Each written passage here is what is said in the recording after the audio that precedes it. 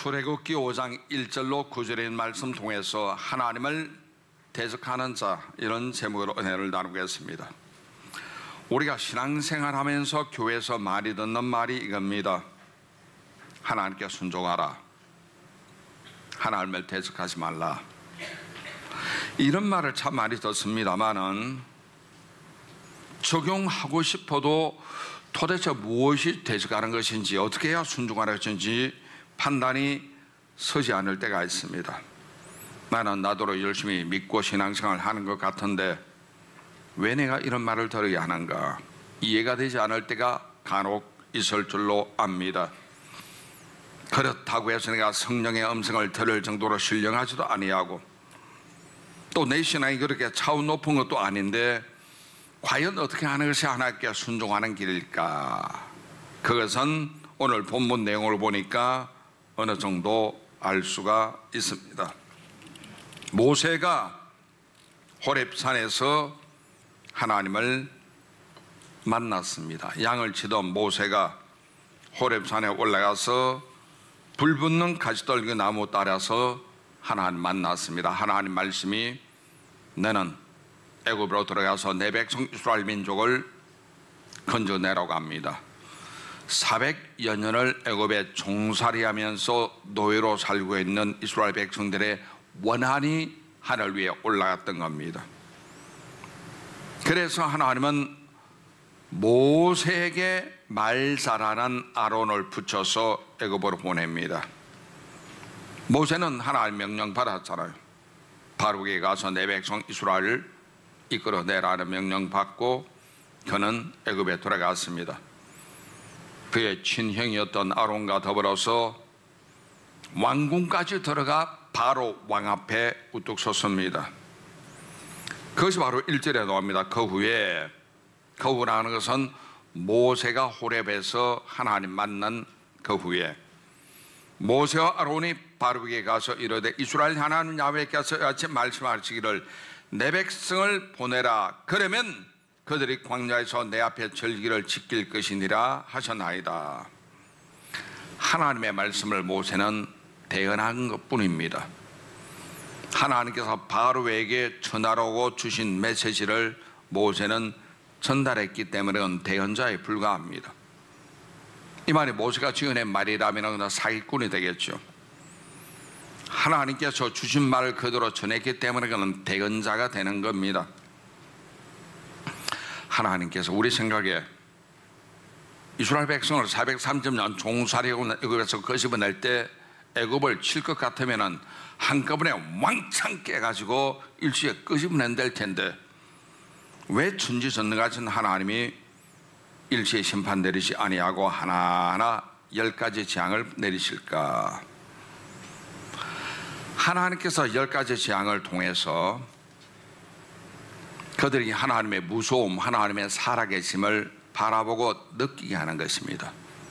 원자폭탄 터지듯이 왕창해서 다 죽이고 끄집어낸다면 죽은 자는 하나님의 능력을 알 도리가 없는 겁니다.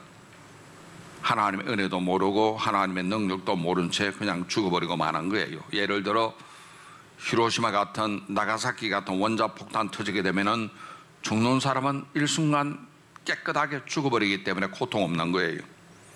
그러나 멀리서 소문 듣거나 쳐다본 사람은 그 무서움에 치를 떨잖아요. 죽는 사람은 모르고 죽는 겁니다.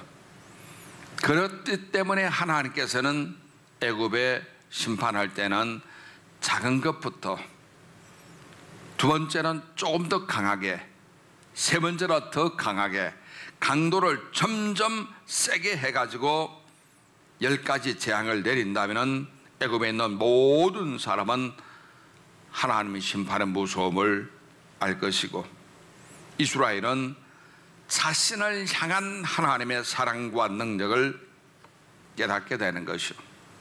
종교개혁자였던 칼빈은 여기에 대해서 이렇게 말하고 있습니다. 그 당시에 땅에서 가장 강한 왕과 가장 힘이 없는 노예와의 싸움이었는데 하나님이 개입함으로 힘없는 노예가 이긴 경우라고 말합니다. 그렇습니다. 그러면서 칼빈에서 말하기를 이 사건은 교회에 대한 하나님의 사랑을 나타낸 것이며 교회에 대한 세속의 어떤 방해가 있어도 하나님은 교회에 개입하셔서 최후 승리를 거두게 하실 것이라는 것을 우리에게 교훈해 주고 있는 내용입니다. 오늘 본문은 구약이지만 신약에도 비슷한 내용의 말씀이 있습니다. 요한복음 18장 보면 예수님이 빌라도 법정에 잡혔습니다. 너 뭐냐? 소문에 듣자니까 내가 왕이라고 하는데 진짜냐? 예수님이 그렇다, 나는 왕이다. 하늘에서 진리를 전하기 위해서 이 땅에 내려온 왕이라고 했습니다. 그 말 듣고 빌라도가 진리가 뭔데? 뭔 진리 같은 소리 하느냐? 그러고 그는 들어가 버리고 말죠. 예수님이 빌라도 법정에서 그 하신 말씀, 예수님 자신은 진리를 증거하기 위해서 이 땅 세상에 오셨다고 했는데 로마 총독이었던 본디오 빌라도는 진리가 무엇이냐? 성경적으로 된 이 말이 그 당시 언어로 표현하면 그게 뭔데? 말같지 않은 소리 하고 있어. 그러고 들어가 버린 사건입니다. 비웃기 위한 질문이 진리가 무엇이냐 이런 뜻이죠. 오늘 본문의 구약 성경 봐도 바로는 모세가 대언했던 하나님 말씀을 강하게 부인합니다. 반발심이죠. 반발한다는 것은 하나님을 대적한다는 소리입니다. 예를 들어 아버지가 아들에게 직접 할 말을 대신 엄마시켜 할 때가 있는데 그 말을 들은 자식이 엄마에게 강하게 반발하면은 아버지에게 대적하는 것과 마찬가지죠. 하나님의 말씀을 부인한다는 것은 하나님을 대적한 증거고 이에 대한 바로의 반응이 있습니다. 2절 말씀 5장 2절 보니까 바로가 이르되 야훼가 누구기에 내가 그의 목소리 듣고 이스라엘 보내겠느냐? 나는 야훼를 알지 못하니 이스라엘 보내지 아니하리라. 이게 이제 요즘 아이들 말식으로 표현을 한다면은 하나님이 누군데 어디서 굴러 먹다 들어온 개벽다군데 뭐 이런 표현입니다. 그 정도로 하나님을 무시하는 소리를죠. 모세가 하나님 말씀을 전했는데 바로는 이런지 아예 딱 잘라서 거절해버리고 말았습니다. 오히려 더 가혹하게 이스라엘을 학대하고 있는 거예요. 너희가 할 일 없어 그런 소리 하는구나. 그러면서 감독관 그리고 개수사들에게 명령하기를 쉬지 못하게 해라. 벽돌 만드는 재료인 지푸라기 주지 말고 그들 스스로 죄를 구하도록 해라. 숫자 힘들다고 줄이지 말고 똑같이 만들어. 더 힘들게 돌려. 말 안 들으면 채찍으로 때려. 뭐 이런 식으로 명령 각호에 내리고 있는 겁니다. 모세가 한 건 싸우자고 한 것도 아니고 하나님이 모세에게 주셨던 말씀을 모세는 전달했을 뿐인데 바로의 반응은 엉뚱하게 반작용되어서 튀어오르는 거예요. 용수철 아시죠? 누르면은 탕 튀잖아요. 그 반발심이 용수철처럼 튀어올라 버리고 말한 거예요. 여기 보니까 바로 태도가 세 가지로 나오고 있습니다. 첫째로 하나님의 말씀을 강하게 부인을 했다는 겁니다. 2절 말씀 보세요. 바로가 이르되 야훼가 누구기에 내가 그의 목소리 듣고 이스라엘 보내겠느냐? 나는 야훼를 알지 못하니 이스라엘 보내지 아니하리라. 알지 못하니 나 몰라. 난 그딴 분 난 몰라. 나하고 상관없어. 뭐 이런 소리입니다. 결국 이 말은 하나님께 대한 정면 도전이 될 수밖에 없는 거예요. 얼마나 바로가 하나님을 무시했으면 하나님 말씀에 순종할 뜻이 조금도 없다는 것이죠. 하나님 반응은 즉각 심판하지 않았습니다. 그러나 바로와 애굽 나라를 서서히 침몰시켜 들어갔던 거예요. 하나님 맷돌은 천천히 돕니다. 하나님의 심판의 맷돌은 아주 천천히 돌지만 일단 그 안에 들어가면은 가루가 되어 나옵니다. 맷돌이 천천히 돈다고 해서 아파 하나님 안 계시잖아, 하나님 심판 없잖아, 모르잖아. 아니요, 천천히 돌 뿐입니다. 일단 들어갔다 하면은 맷돌에서 나올 때는 가루 되어 나오는 거예요. 10가지 재앙으로 하나님은 시간도 연장시켜 주시면서 바로와 애굽 나라를 심판하고 있는 거예요. 왜 그렇게 했을까? 하나님은 전지전능하시고 능치 못함이 없는 하나님이신데 순간적으로 완전히 폭삭망하게 할 수도 있었을 것인데 하나님은 원자폭탄 터지듯이 그렇게 하지 않았다는 사실입니다. 왜? 그들의 고통을 통하여 하나님의 뜻을 깨달으라고 조금씩 하는 거예요. 예를 들어 손가락 다치게 하다가 발목 다치게 하다가 발 부러뜨리다가 그 다음 심한 질병 생기다가 이렇게 점점 고통의 강도를 심하게 해서 하나님께 두 손 들고 나오도록 하나님만 만드시는 것 기억하시기 바랍니다. 하나님 말씀을 부인하면 큰일 납니다.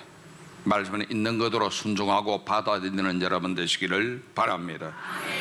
두 번째, 하나님 말씀에 바로는 도전했습니다. 이 바로는 하나님 말씀을 부인할 뿐만 아니라 이제는 하나님 말씀에 정면적으로 도전하고 있는 겁니다. 도전은 뭡니까? 싸우자고 덤비는 일종의 도발이죠. 도전은 약한 자가 강한 자에게 덤비는 것이 도전인데, 바로가 아무리 잘나도 아무리 힘이 세어도 창조주 하나님께 도전해서 어떻게 이길 수가 있겠습니까? 피조물이 강해도 그런 피조물일 뿐이고 창조주를 이길 도리가 없는 겁니다. 모세가 바로 앞에서 하나님의 백성을 보내시오 했던 그 메시지는 하나님께서 그에게 전하라고 했던 하나님 명령이죠. 하나님 명령을 그는 정식으로 거부해버리고 말한 겁니다. 이에 대해서 출애굽기 3장 18절에 보니까 그들이 내 말을 들으리니 너는 그들의 장로들과 함께 애굽 왕에게 이르기를 히브리 사람의 하나님 야훼께서 우리에게 임하셨은즉 우리가 우리 하나님 야훼께 제사를 드리려 하오니 사흘길쯤 광야로 가도록 허락하소서 하라.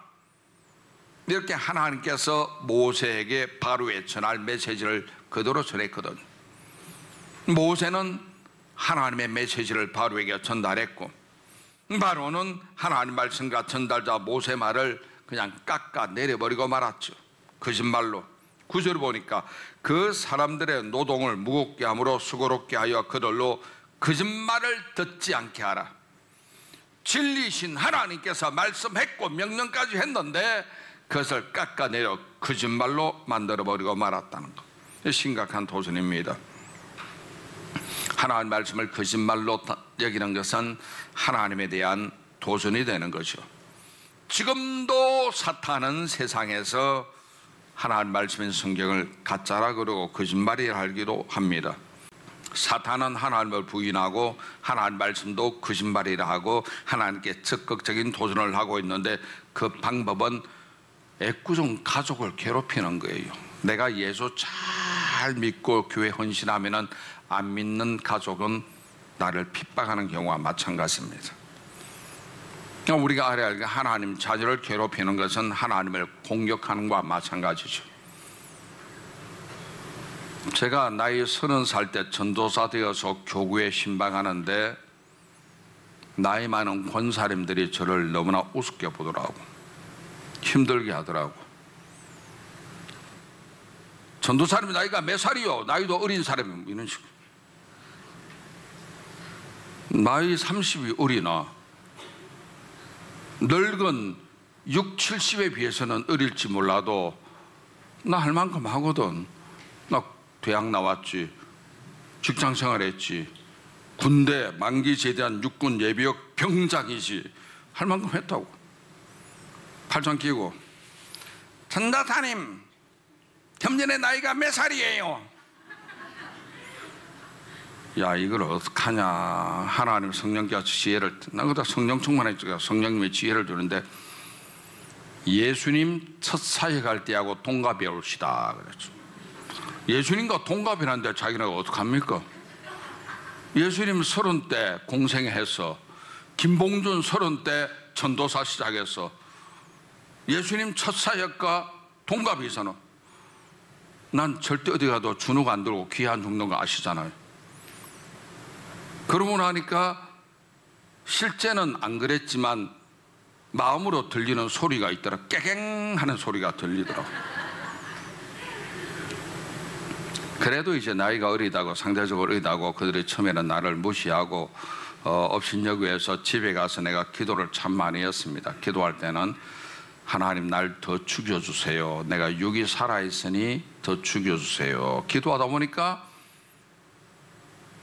앉아 기도하던 사람이 무릎 꿇게 되고, 무릎 꿇게 기도하는 사람이 나중에 엎드리게 되고, 쫙 뻗어서 하나님 날 죽여주세요 울면서 그 기도를 내 방에서 문 닫아들고 참 많이 했거든요. 나중에 그 기도 방식이 엎드려 쭉 뻗어 기도하는 게 가톨릭의 신부들이 신부 서품 받을 때 그렇게 엎드리더만 나 몰랐습니다. 하나님 날 죽여주세요 기도하고 그 다음 날 아침에 교구에 나가면 희한하게 하나님이 살짝 누르셨는지 전도사님 어저께 했던 말 사과합니다. 사과합니다. 내가 자기네 한마디 앉아 하나님께서 해주시는 거예요.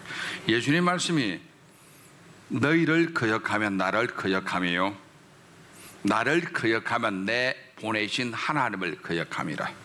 그렇죠. 여기서 바로가 행했던 방법은 하나님이 보낸 모세를 거역했고 모세가 불러내려고 했던 이스라엘 백성을 핍박하는 거예요. 노동의 강도로 심하게 하는 겁니다. 국고성을 짓거나 피라미드를 건설하는데 백성들을 더 심하게 돌리는 겁니다. 성을 짓기 위해서 벽돌이 필요하잖아요. 벽돌 짓기 위해서는 흙이 있어야 되고 그 당시에 짚이 있어야 됩니다. 그런데 짚을 주지 않고 너희가 구해라.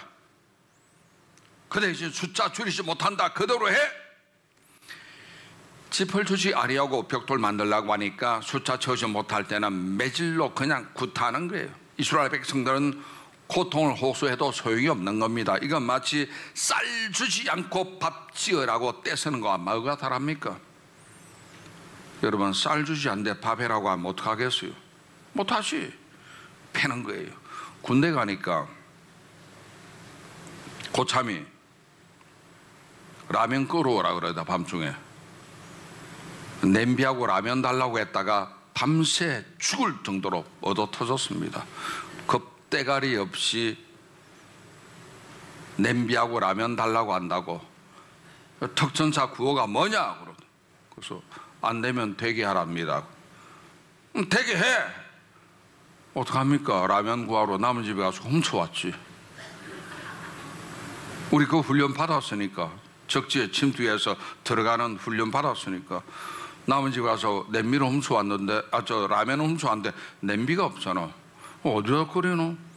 고참이 가르쳐주더라고. 고참이 우리 그때 식기판이 플라스틱입니다. 플라스틱 식기판에 물 붓고 라면 집어넣고 수프 넣고 불을 때면 녹으니까 도라이바 있잖아요.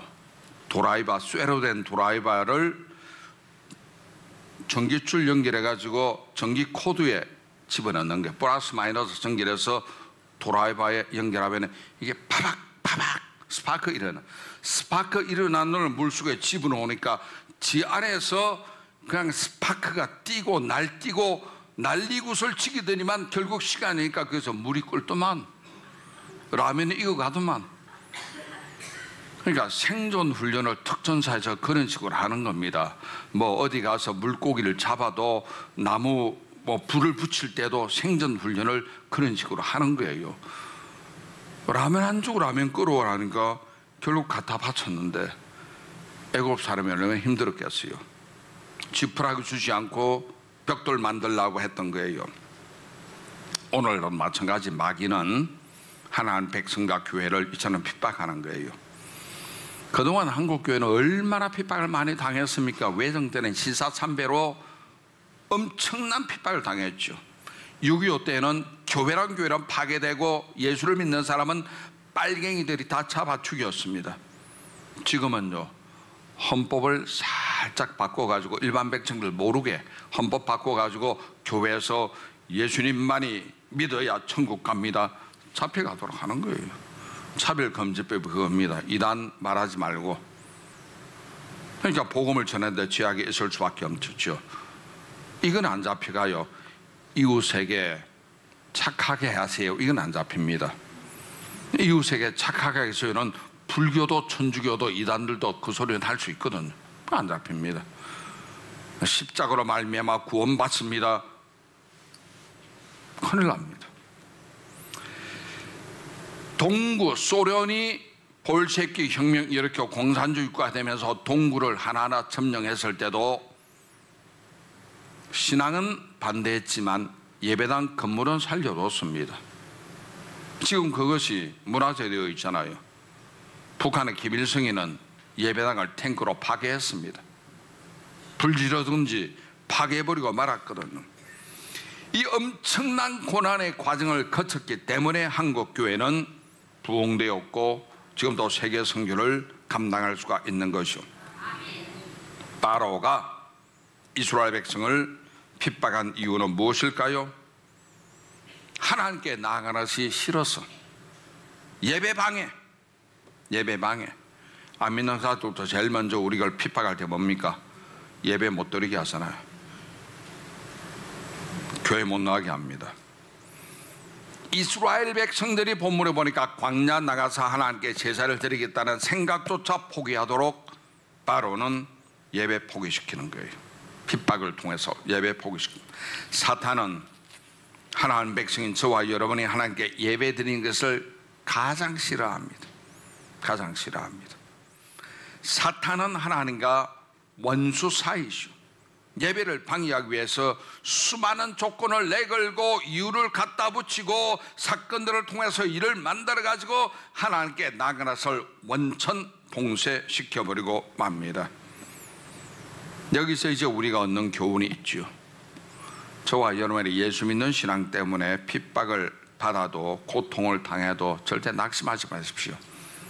이스라엘의 신음을 하나님은 들으셨고 기억하셨습니다. 때가 되면은 모세를 보내어서 그들을 이끌어내시듯이 우리에게 아무리 어려움이 있어도 하나님께 기도하는 여러분 되시기 바랍니다. 기도는 쉬지 마십시오. 기도를 포기하지도 마십시오. 기도를 양보하지도 마십시오. 마귀는 능력 가지고 있지만 그까지 능력은 제한된 능력이시오. 전능하신 하나님의 능력 앞에서는 마귀는 그냥 바람에 나는 쌀기와 같습니다. 훅 하면은 날아가 버리고 말한 겁니다. 우리는 그리스도 안에서 하나님의 자녀잖아요.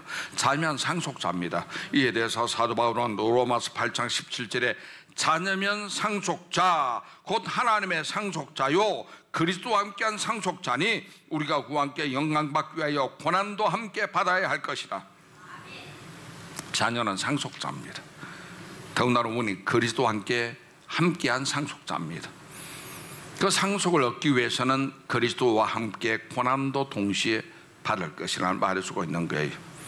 우리는 주 예수 그리스도 안에서 주님과 함께 영광받기 위해서라도 고난을 너무 두려워할 필요 없습니다. 고난 즐겨 받으시고 내가 주님의 십자가를 대신 진다면 주님은 나를 책임지십니다. 새들 보세요. 독수리나 참매 같은 새들은 날개 있잖아요. 큰 날개가 있습니다. 독수리가 날개 때문에 나는 거예요.